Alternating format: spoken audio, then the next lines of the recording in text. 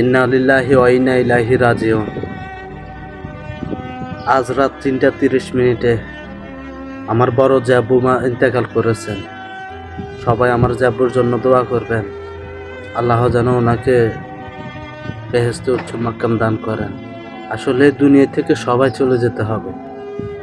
এই দুনিয়াটা কারোর জন্য নয়। যতটুকু বেঁচে আছে আমাদের মনে হয় এটা আমাদের বোনাস।